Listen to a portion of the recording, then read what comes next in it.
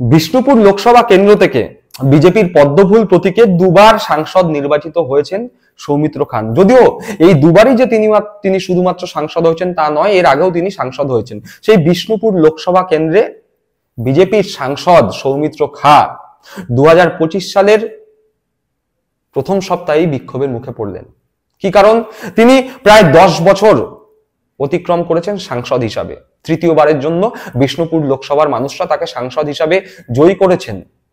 যদিও এবার জয়ের মার্জিন কিন্তু বেশ কম, বলা যায় কোনো মতে মাত্র 5,500 ভোটে তিনি তার নিকটতম প্রতিদ্বন্দ্বী তৃণমূল কংগ্রেসের সুজাতা মণ্ডলকে পরাজিত করেছেন। বিষ্ণুপুর লোকসভার অন্তর্গত 7টি বিধানসভার প্রত্যেকটিতে বিজেপি যে আগামী দিনে জিতবে এর নিশ্চয়তা সৌমিত্র খাও দিতে পারছেন না। বস্তুত সৌমিত্র খা দীর্ঘদিন ধরে এখানে সাংসদ থাকা সত্ত্বেও নিজস্ব সাংসদ এরিয়ায় সেভাবে কোন রকম কাজ করেননি। স্বাভাবিকভাবেই মানুষজনের ক্ষোভ সে নিয়ে রয়েছে। রেল স্টেশনের পাশ থেকে ছাত্রছাত্রী সহ সাধারণ মানুষের যাতায়াত করতে বিশেষ অসুবিধা হয়, মানুষজন বারবার দুর্ঘটনার সম্মুখীন হন। সেই নিয়ে মানুষের মনে একটি ক্ষোভ ছিলই। দীর্ঘদিন ধরে তাদের দাবি ছিল আন্ডারপাসের। সেই আন্ডারপাস সৌমিত্র খা সাংসদ থাকা সত্ত্বেও করে দেননি। তাকে প্রশ্ন করলে তিনি বারবার এড়িয়ে গিয়েছেন, রাজ্য সরকারের ওপর দোষ চাপিয়েছেন। কিন্তু মানুষজন শুধু অপেক্ষায় ছিল। মানুষজন সেই অপেক্ষার অবসান ঘটিয়েছে সৌমিত্র খায়ের সামনে তাদের বিক্ষোভ প্রদর্শনের মাধ্যমে। ইতিমধ্যেই সৌমিত্র খা এখান থেকে সাংসদ নির্বাচিত হলেও এর আগেও বলেছি মাত্র 5,500 ভোটে তিনি জয়ী হয়েছেন। সুতরাং সৌমিত্র খাও একটা খুব ভালো মতোই জানেন যে এখানকার মানুষজনের যে বিপুল সমর্থন নিয়ে তিনি বারবার সাংসদ নির্বাচিত হয়েছিলেন, কিন্তু 2024-এ সেই ট্র্যাক রেকর্ড কিন্তু ভেঙে গেছে। তিনি এই সংসদীয় এলাকায় পরাজিতও হতে পারতেন। তাই তার এবার মনে হয়েছে নিজের এলাকার বহুদিনের যে দাবি স্টেশনের পাশে আন্ডারপাস করার, সেই দাবি পূরণের জন্য তিনি এলাকায় গিয়েছিলেন। এলাকায় যাওয়ার সঙ্গে সঙ্গে স্টেশনের পার্শ্ববর্তী মানুষজন সহ এলাকার স্থানীয় বাসিন্দা, ছাত্রছাত্রীরা তাকে ঘিরে ধরে বিক্ষোভ দেখাতে শুরু করে, তাদের দাবি দেওয়ার কথা বলতে শুরু করে। সৌমিত্র খা প্রথমে বেশ ক্ষেপে যান, হাত নেড়ে বিভিন্ন অঙ্গভঙ্গি করে তিনিও তার বিরক্তি প্রকাশ করতে থাকেন।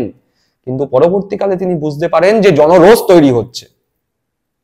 স্বাভাবিকভাবেই তিনি তখন রাজনীতিবিদদের মতো আচরণ করে নিজের রাগ সংযম করেন এবং মানুষের কথা শোনেন। কথা শোনার পর বিজেপির যা ধর্ম, দায় ঝেড়ে ফেলা, তিনিও দায় ঝেড়ে ফেলে বললেন এটি রাজ্য সরকারের জন্য হয়েছে, রাজ্য সরকার নাকি সহযোগিতা করছে না। তিনি রেল কর্তৃপক্ষকে চিঠি দেবেন এবং রাজ্য সরকারের পক্ষ থেকে এসডিও যদি রেলকে চিঠি দেয় তিনি দায়িত্ব নিচ্ছেন, 15 দিনের মধ্যে নাকি তিনি টেন্ডার করবেন। চলুন দেখি সেই বিক্ষোভের চিত্র।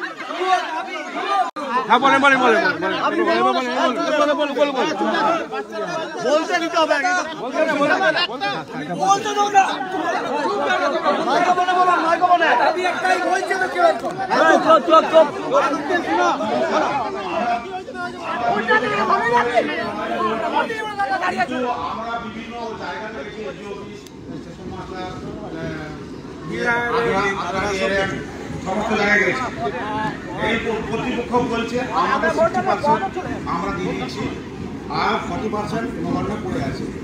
আমি জানতে চাচ্ছি এটা তো জাতীয় সড়কের নবান্ন ঠিক আছে দিচ্ছে, তাহলে মেডোনার কাছে আন্ডারপাসটা কি করে হয়ে গেল? এটা বুঝতে নয়, আরো ঠিক আছে, আরো বিঘার কথা বলেছে। আজকে সেটাই যদি হয়ে থাকে তাহলে মেডোনার কাছে হয়ে গেল, এটা কেন হলো না? আজকে আপনি আমাদের প্রতিনিধি, আপনাকে সমস্ত বিষয়টা দেখতে হবে, আমাদের কষ্টটা বুঝতে হবে, যা করার আপনাকেই করতে হবে। আর ইগোল বলায় না যে এমএলএ এমপি এসব ইগোল যা করার আপনাকে করতে হবে।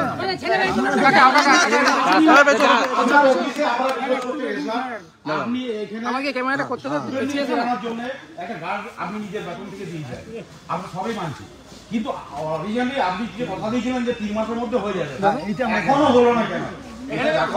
খবর নেই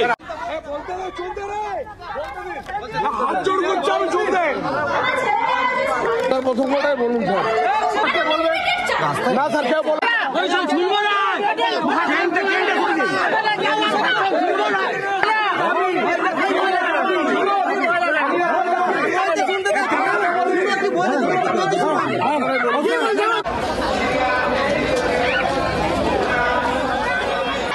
ভুল, এটা রাজ্য সরকারের ভুল। বাস্তব কথা বলতে কেন হবে না, এটা খুব অনৈতিক, খুব বাজে হয়েছে। এটা আন্ডারপাসটা খুব দরকার এবং আমি আজকেও স্টেশন ম্যানেজারকে আমি ডিআরএমকে চিঠি দিচ্ছি এবং দিয়েছি 24 তারিখে আবার দিচ্ছি। আর গ্রামবাসীরাও, আমার ছোট ছোট বোনেরা আছে, ছোট বোনেরা যাতে স্কুলে ভালো করে পৌঁছাতে পারে, সুরক্ষিত পৌঁছাতে পারে তার ব্যবস্থা করবো। আর আমার এসডিওকে একটা রিকোয়েস্ট করতে আজকে যাবো যে একটা চিঠি রেলওয়ে বোর্ডকে আপনি পাঠান যে আন্ডারপাসটা করার জন্য। আমি এখানে কোনো রাজনৈতিক দলের কাউকে মনেই করি না, কারণ আমার কাছে পুরাতন দলও তবে বন্ধু আর নিচের সব বন্ধু, আমি কাছে সবাই এখানে গ্রামবাসী। সমাধানটা আমি চাইছি রাজ্য সরকার থেকে চিঠি গেলে তার 15 দিনের মধ্যে টেন্ডার করে কাজ শুরু করবো। দেখলাম সেই বিক্ষোভের চিত্র।